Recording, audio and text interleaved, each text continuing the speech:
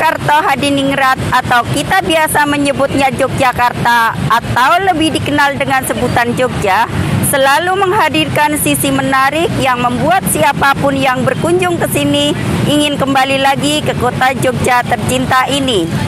Namun, tahukah kalian, Jogja bukan sekedar daerah istimewa.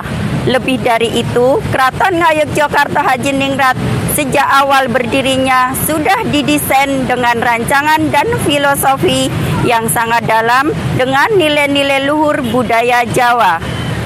Kita mengenalnya dengan Sumbu Filosofi Yogyakarta.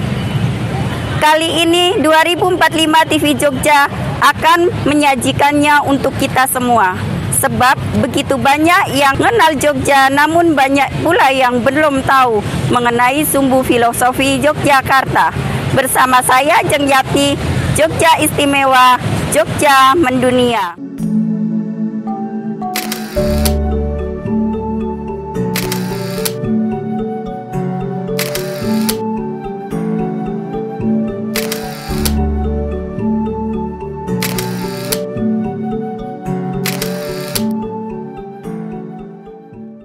Prinsip utama yang dijadikan dasar pembangunan keraton oleh Sri Sultan Hamengkubuwono I adalah konsepsi Hamemayu Hayuning Bawono. Artinya, membuat bawono alam menjadi hayu, indah dan rahayu, selamat dan lestari. Konsep-konsep tersebut diejawantahkan oleh Sri Sultan Hamengkubuwono I dengan Laut Selatan dan Gunung Merapi sebagai poros utamanya.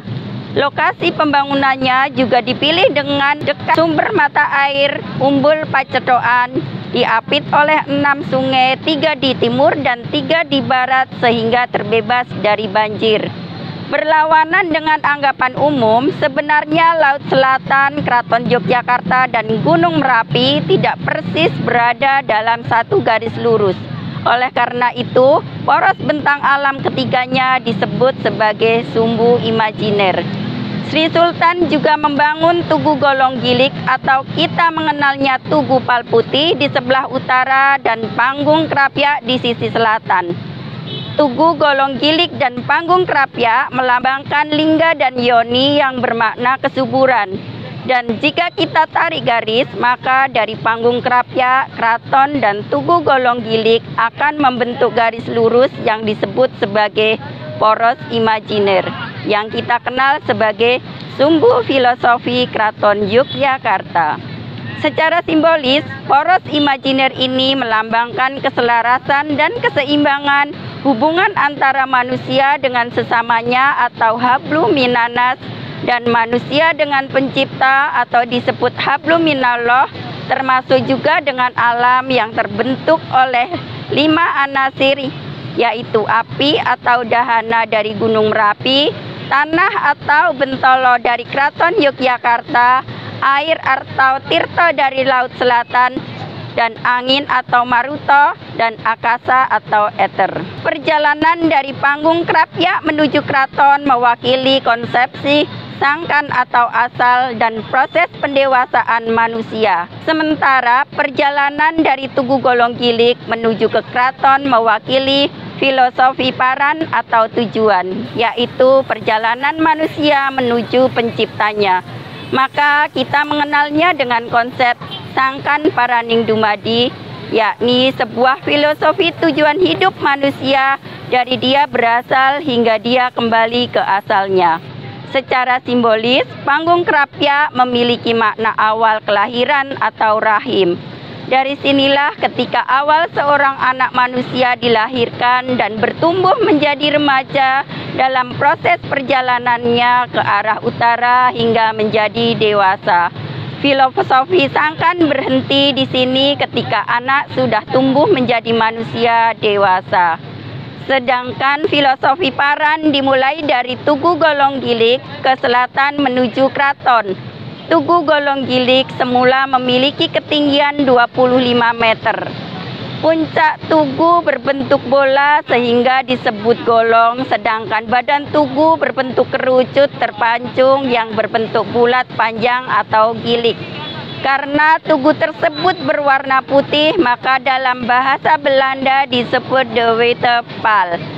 Karenanya Tugu ini juga sering disebut sebagai Tugu Pal Putih. Secara filosofis, Tugu Golong Gilig melambangkan golongi cipta, rasa, dan karsa untuk menghadap Sang Khalik atau bersatunya seluruh kehendak untuk menghadap Sang Pencipta. Warna putih dipilih untuk melambangkan kesucian hati yang harus menjadi dasar bagi upaya itu. Dari Tugu Golong Gilig ke selatan terbentang jalan yang dinamai Jalan Margo Utomo yang berarti jalan menuju keutamaan. Selanjutnya adalah Jalan Malioboro yang berarti penggunaan obor penerang yaitu ajaran para wali.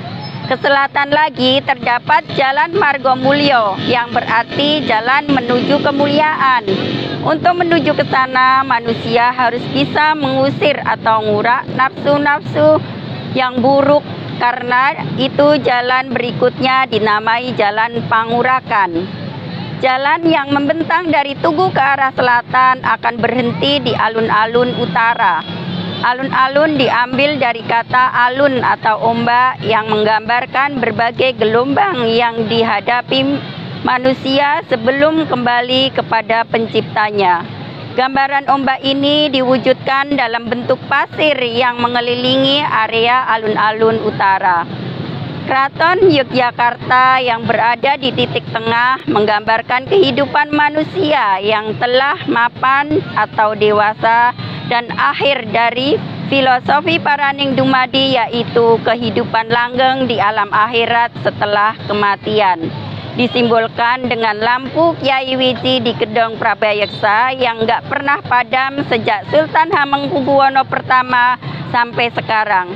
Apinya diambil dari sumber api abadi Merapen.